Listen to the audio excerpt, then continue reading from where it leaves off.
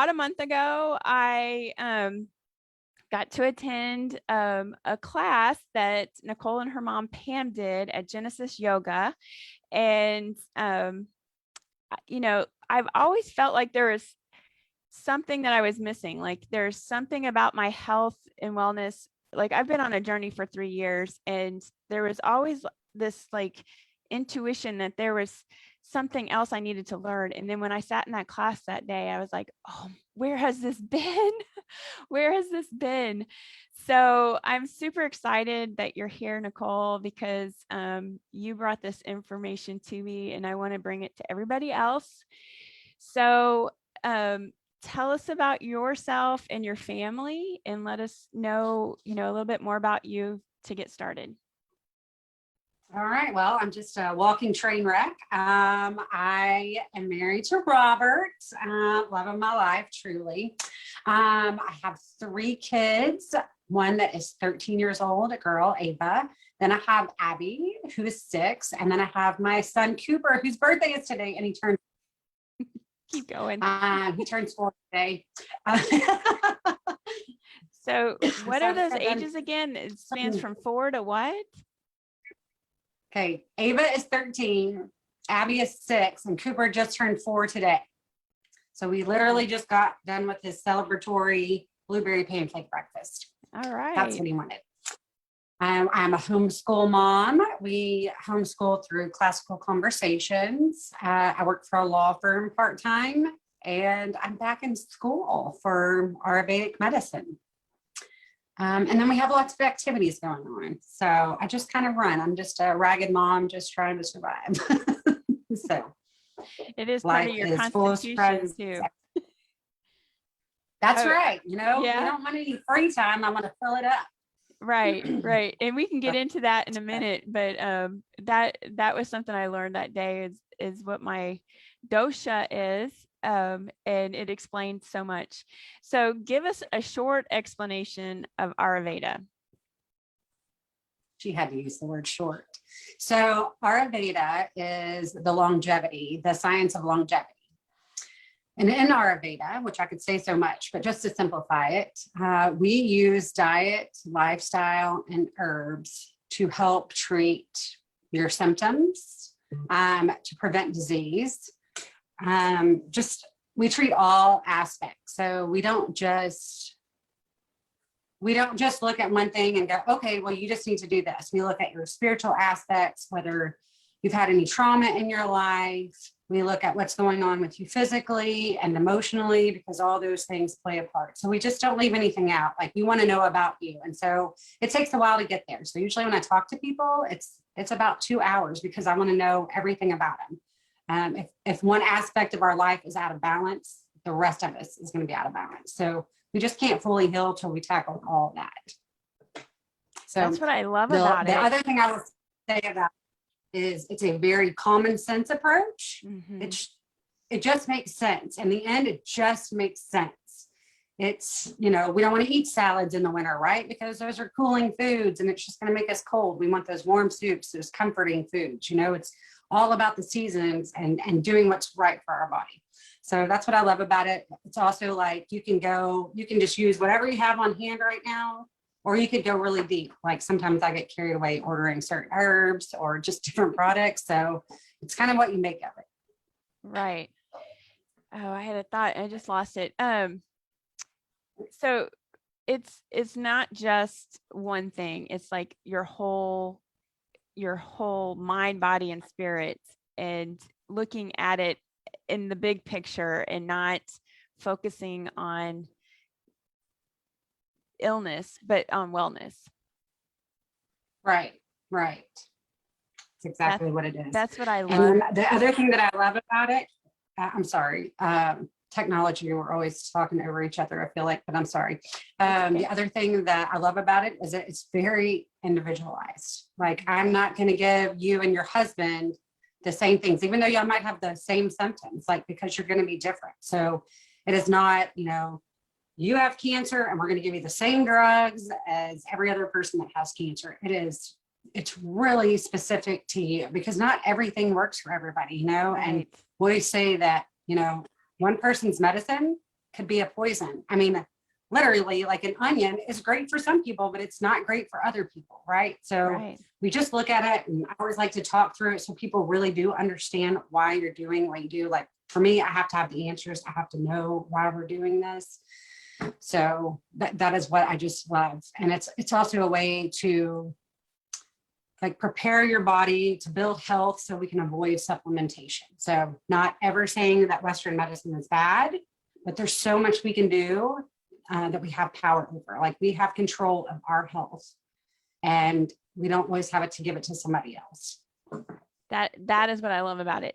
So here's another thing I learned that day is that it's been around for 5,000 years. Like it's not a new technology. It's not a new drug.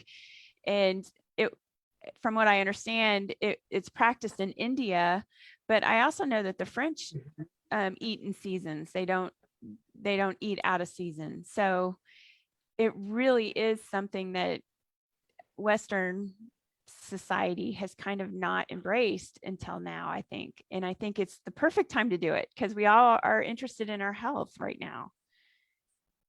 Yeah. Yeah. It's really old. And the thing about it is it's all been done by experience. And so I consider your body, it's the lab, right? Mm-hmm. Okay. Milk might not harm anybody, but you might go, oh, like I've got gas, I've got bloating, I'm feeling a lot of mucus. Like you're the one that has to listen to your body and come to the realization, and it's just by being aware. It's being aware of when you become in tune with your body starts speaking to you. But a lot of times we just turn that off and we're not listening. Now I'm like so aware that I can actually create disease overnight, because I hear it now. Like I go, oh, well, that's not normal. Things I always thought were normal. They're not normal. And so it's just by what works for us. And so, I always say like maybe journal or start realizing like things that are affecting you or how you feel after you eat this food. It's the best way to be. So how did you first learn about Ayurveda? My mama. So my mom is a yoga teacher and she actually teaches others to become certified in yoga. And so I've always known about Ayurveda and I was always fascinated by it, but I didn't really have time in the moment to just seek it further. And so we always kind of made the Ayurvedic jokes about our constitution. And so I knew a little bit. And then when I went to become certified as a yoga teacher under her, we had to do an introduction on it. So it became a little bit more clear as to what it was. And I kind of started researching it on my own. And then I started signing up for like recipes, like off this one website. And then they started sending me ads, become an Ayurvedic health counselor. And I just started getting pulled in this direction. Like I felt like God was just guiding my life somewhere else. Like he was going, this is what you want to do. Because I've always been fascinated by fitness, nutrition, like healing, period. And so I'm like, okay, but now I'm in my 40s. I'm so busy. I can't even deal with what I have now. So how am I going to do that? And then one day my husband just I got this $900 coupon off for school. And he just said, click the button. We'll figure it out. So here I am. I started back to school this past year. Oh, I love it. I have goosebumps because that's what I'm always preaching is that we can reinvent ourselves at any age. It does not matter. And if it's something that we really feel called to do, we'll figure it out. When I talk to people about Ayurveda, I'm so surprised at how many people have been introduced. Like my daughter is a massage therapist and part of her schooling was an introduction to Ayurveda. So I feel like it's a message that's trying to get out there. So I'm so glad for this opportunity to share it with more people. From what I understand about Ayurveda is that it's a return to the most healthful state of our body and keeping it there. And it's about being proactive. So what is one thing that has surprised you in your own journey about being in a healthful state and staying there? I'm going to try to keep this simple, but even when I started school with Ayurveda, I still fought Ayurveda. I was still trying to go the Western route. Like I was learning, but I don't know. I wasn't fully absorbing it. So one of my biggest challenges was weight loss. And not that I was extremely heavy, but I had this weight I just couldn't get off. I've had 3 children. My life was super stressful. And, I did keto, I did Weight Watchers, I've done new, I was doing all these things, like literally in a month, girl, I don't even know how much I paid for all these programs. And I just couldn't get with it, Well, then all of a sudden, like I had a health scare and bam, like that changed everything. I did not want to get on pharmaceuticals because I just don't do well with them. And so I said, I'm going to do whatever I can do to get healthy. I don't want to do this. Like, I don't want to be sick. And so I just began, I basically sat up an interview with a practitioner. Her name is Vinashri, and I love her. And I sat up a practitioner with her, and I actually worked with my naturopath as well. And then I just started focusing on my health, doing everything I could do. I had a spreadsheet because that's my pitta nature. So I had this spreadsheet of things I was going to do every day. And it was a little overwhelming at first. And I remember when she cut some things out of my diet and I cried for like 2 days, because I'm such a foodie. But the biggest thing I tell people, it was my perspective that changed my life. I can't tell you how much just focusing on my health, and I stopped focusing on these shallow things of how I should be, how I should look. And I focused on my health, and then literally every day. So this is just a side effect because I don't think it's all about that. There were so many changes that started happening in my body. But the weight started falling off, and I'm cracking up because I'm eating all this really good food, right? I'm never starving, I have to eat. I'm a girl that just has to eat. But it starts falling off, and I'm just no way. How is this happening? I decreased my exercise because I've always been a really heavy exerciser. So I was doing everything that she told me. And then, this happened. But then there was other things that I noticed, I always had problems with my ears and drainage and vertigo, and that all just started clearing up. It's all these simple, or I guess just small signs. So for me, but they were big deals, right? Because I've always had issues with them and I could never really clear them up. But when I started doing what was right for my body, all this stuff just kind of fell into place. I mean, my skin got better. I was sleeping at night, because before I was waking up, it was almost like I passed out at night and then I would wake up for 2 to 3 hours. It's just so broken up. I was so stressed out. And afterwards, friends would say, they would say something about the weight loss, but then they'd be your overall demeanor is just so calm. Now, I'm not saying that always happens because I get out of balance often and I have to put myself back in check. But it was just amazing because I was this is so, once I got kind of the feel for things, it was so simple and it was so beautiful. The foods were beautiful. And every day I woke up, I just said, what can I do today to better my health? What's something different I can do today that I didn't do yesterday?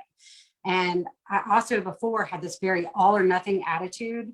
Okay, well, if I eat one bad meal, well, I might as well forget about it. I'll start tomorrow, right? And I'm not going to exercise today. I'll start that tomorrow too. But I went years living like that, right? And now it's I realized this, I kind of live this 80-20 life. So I don't take anything from myself. However, I'm very aware about there's certain things now that I know affects me because I took it out of my diet and reintroduced it. And I just don't put it back in because I don't like the effects of it. And so I've really learned my body. But it was definitely a whole emotional and mental aspect of it, and just wanting to do right by what my nature is and appreciating that. So right. Needless to say, I still struggle. There's moments where I'm just well, I'm going to do that. I'm going to have that. And then I do it and I suffer massively for that. And I just go, okay, but again, it's the 80-20. It's all about moderation. And you allow yourself to have it, but instead of maybe eating 3 pieces of cheesecake like I used to, I'm going to have a couple of bites, but I'm going to eat them really slow and I'm going to savor them and really appreciate that indulgence, I love that our bodies can give us signals that they're imbalanced and that we don't have to wait till the diagnosis of disease, that our body can already tell us. You talk about maybe we should explain the doshas, the 3 different constitutions, but I know a big part of it is digestion too. So I want to get into that as well. So What are the 3 doshas constitutions? Okay, so everybody is made up of 3 doshas. We all have a little bit of this constitution in us. One being pitta, which is heat. The other one is kapha, which is made up of earth. And then there's vata, which is air, and it like facilitates all movement in our body. And a lot of times you don't notice these constitutions or imbalances until they show up. But there's benefits to each of them. So for instance, I am high pitta. And that's great, right? I mean, it makes me organized. I'm a go-getter. Like, it gives me that drive, that passion for life. However, when I'm out of balance, I am angry, I am irritable, I am frustrated. You know, I can yell. My face gets red, like literally it gets red. I have rosacea. And so there's all these things that our bodies tell us. You know, I also have, you don't have to be one. You can have, again, you have all 3, but you could almost be split with 2 doshas. So I also have like the vata imbalance, you know, a lot of times I'm like scattered. I'm all over the place because sometimes like I forego my routine. So I'm just, I don't know where I'm going to, where I'm coming from. I get very overwhelmed, and that leads to like anxiety for me, really intense anxiety. And so that's when I know I'm out of balance. Again, you know, vata, on the other hand, imbalance, they are very creative people, you know. Kapha, imbalance, they are loving, they are nurturing, they're like your grandma or that aunt, you know, it's like the smell of homemade bread, it's nourishing, right? But out of balance, they're couch potatoes, they might feel a little lazy, heavy in the mind, don't really like to exercise too much, you know. So my daughter is a kapha, so I deal with pretty much all of the doshas in my house. And we could go on and on about the doshas, but that's kind of them in a nutshell. And a lot of times you don't see them until they kind of rare, but you know, the goal is to be in balance, right? They're all important. We need all of them to kind of help live a balanced life.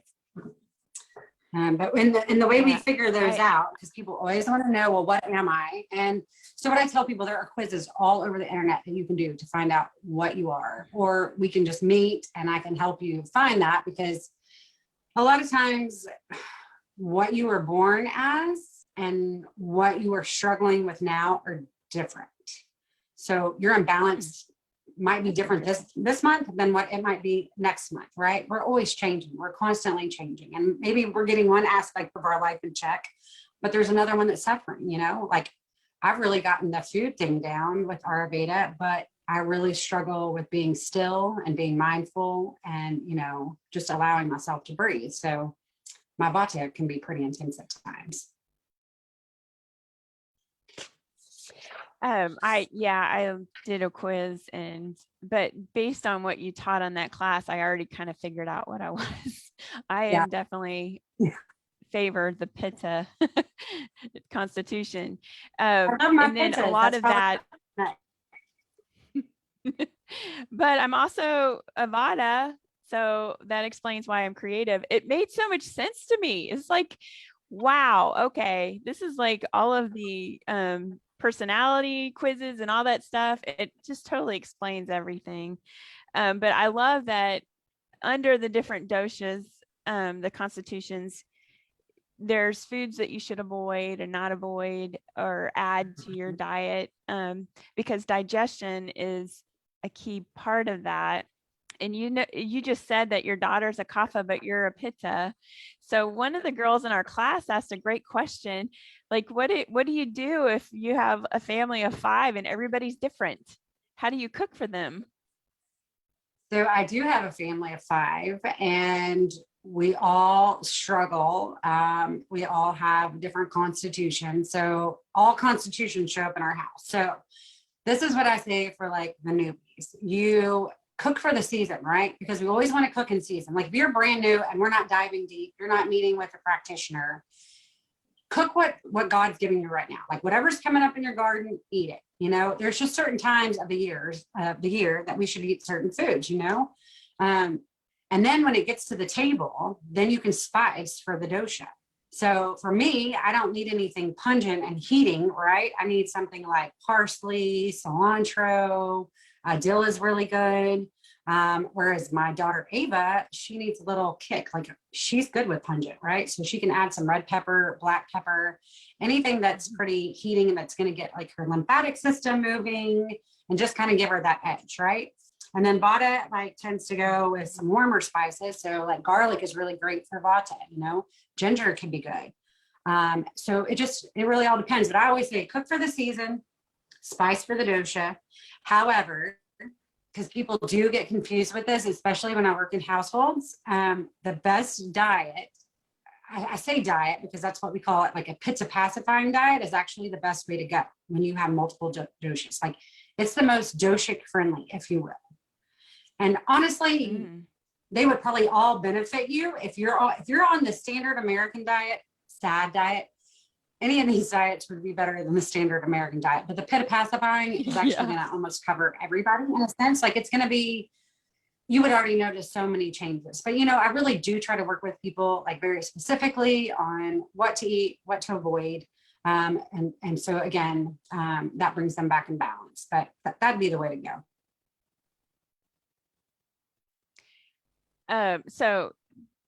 That's great advice. I've been trying to get my husband, he does most of the cooking. So I'm like, hey, he's spicing for his, for his cough constitution. I'm like, lay off all those spices.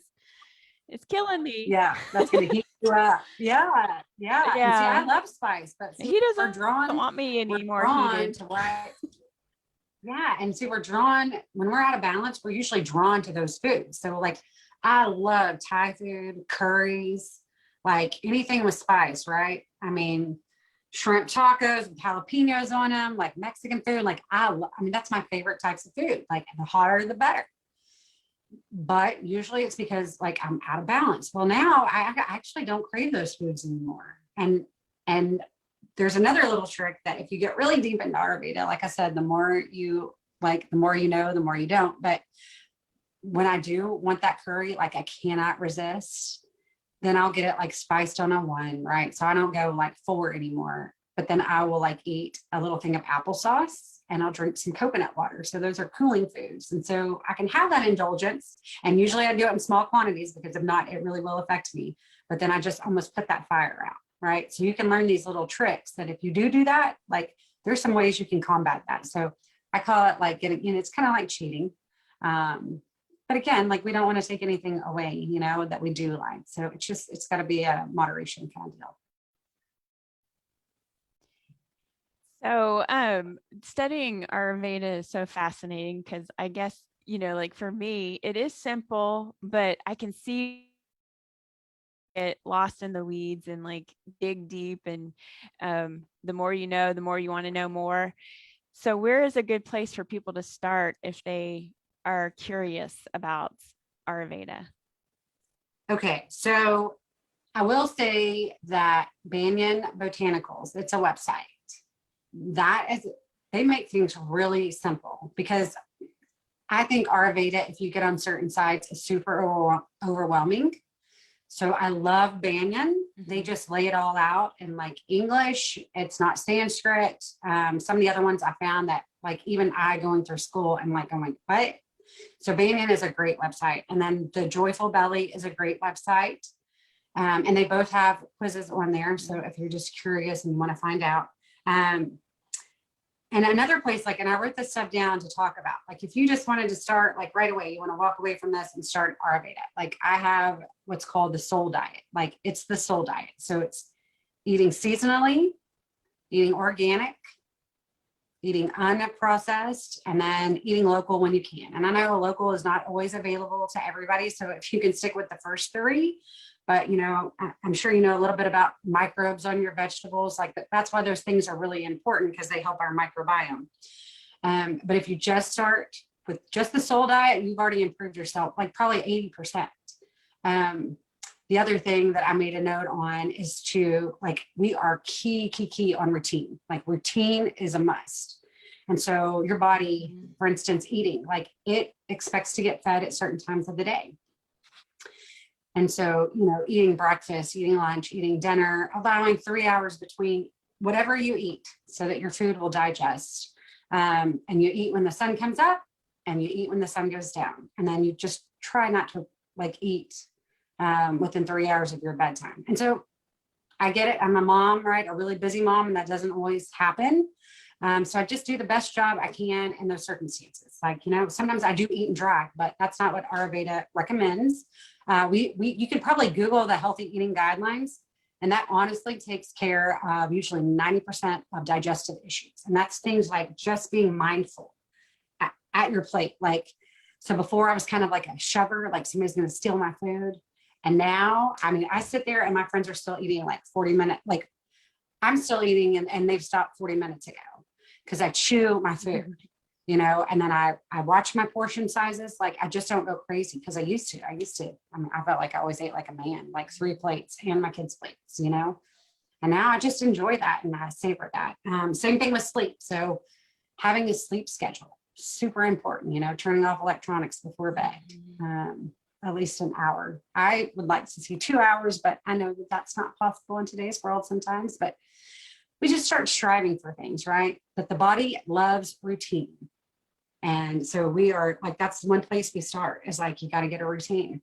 I'm not saying to overly organize your life like I do sometimes. That even drives me further into my imbalance, but to kind of know, wake up, reflect on the day, see what we've got going on, try to eliminate surprises. And anyway, your body will love that and it will adapt very nicely. So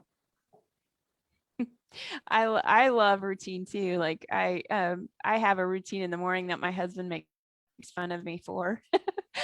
But we saw this video on Instagram yesterday, and the girl was saying, "Oh, after about 8 to 10 hours, I'm good to go for the day." Just this is so you. But seriously, I get up. Well, my husband goes to work early, but I get up before the sun rises. I experience that. I journal, and honestly, I feel like that is part of why I'm so healthy.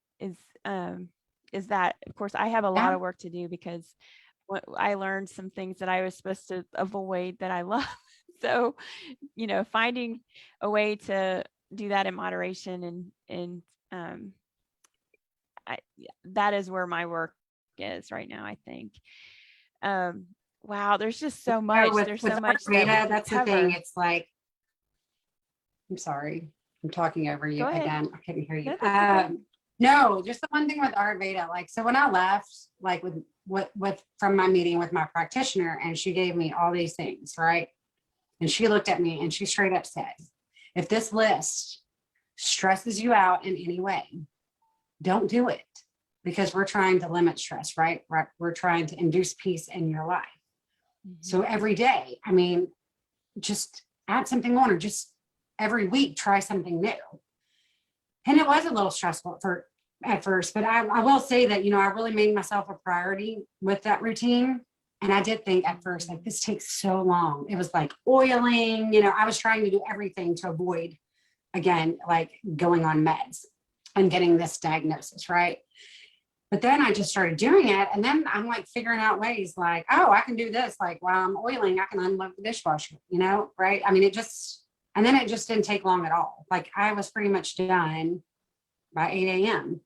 But, and that's me sitting down praying or reading my Bible or, whatever, brushing my teeth, scraping my tongue. So it's kind of Ayurveda is it's as much as you want in that moment, or it's as little as you want. So it's not meant to just stress anybody out. We just take little pieces. And the biggest thing I just want to say is you just have to love yourself where you are. You have to just appreciate what you've gone through, where you are, and then just start making small changes. Small changes. I hear about these stories every week in lecture. I just did this. I just removed coffee. And oh my goodness, all these things happen. And so it's just those small, it's nothing I don't know. A lot of times I feel when I meet with people, they're kind of I want more. It's got to be harder. And I'm but it's not. It's really returning to simple ways, right? And just, it's all about nurturing yourself, nurturing your mind and your spirituality. So anyway, I'll stop talking now. Oh, that's okay. No, this is like, I could get really, really, really excited about it. I mean, there's still so much that we could cover. Oiling you brought up. I know that watching your poop is something you're supposed to do. I mean, there's so much. Yeah, we didn't even talk about poop, right? Yeah. Well, do you want to spend a few minutes talking about poop? Yeah, well, we laugh, right? And I do want to say that, we're taught all these things like growing up, right? That things are normal, right? That's normal. Doctors even tell you they're normal. Oh, okay, you've got some indigestion, like let's put you on, just start taking Pepsid AC, or like just, grab some milk and magnesia, whatever it is. Like, but these things are not normal.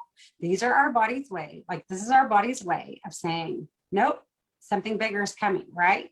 But I'm being kind right now, and I'm letting you know to get it under control. Like, we shouldn't, after we eat, we shouldn't have belching. We shouldn't have burping, stomach gurgling, right? Gas, shouldn't have that, right? I mean, heartburn, like rashes, acne, all that stuff is like your body's simple way of saying something's going on. And so, yeah, on with that, there is a way that your poop should look, and we call it the holy grail poop. So it's like soft, like, and it's shaped like a banana.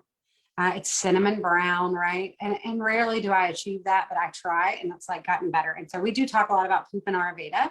And so if I ever meet with you, we'll talk about poop, because it's like, it's a sign, like it tells a lot about you and what's going on. Like a practitioner can probably, we're not going to ask for pictures. Okay. But we can tell a lot. Like pittas tend to be like, food just goes through them, right? Because it's the heat, it's the transformation, so they tend to have like really loose, oily stools, Vatas tend to be really constipated, because they're very dry inside, right? So it's hard to eliminate. And then kaphas, they take their time. It's like 20 minutes. They're the ones that sit there and read a book. They're easy to pass, but it takes it's slow and sluggish vowels. So our poop just says like so much about it. So like everybody kind of laughs when I ask about it. And I always warn people that we're going to talk about it, right? Because it's one of the ways that Ayurveda looks at what's going on inside. And it's just super telling. So I used to like kind of look at these things. We all used to giggle in school, but now like we talk about poop so much. But like what we say is, when you have a baby, what do you talk about? You talk about what they eat, how they sleep, how many times do they poop, what did their poop look like, right? And then all of a sudden in society, we just like don't talk about those things anymore. Like it's taboo, not in my house because we don't have doors that lock. So my kids, they're in the bathroom all the time. We're pretty open about it, but I do catch myself all the time saying, oh, that's such a great poop. Look at you. So my kids are like, what? And I'm like, well, it's a good looking poop. So yeah, I wish I would have known this when my kids were little.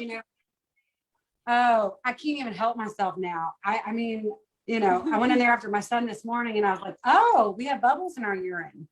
Well, that's not good. And so my whole family is just like, you're kind of judgy now. And I'm like, no, I'm just aware, right? Mm-hmm. So when you leave me things in the toilet, I'm looking at them like, oh, okay, maybe you're a little dehydrated. So now I've got my 6-year-old and she'll say, Mom, my pee's a little yellow. I think I need to drink a little bit more water.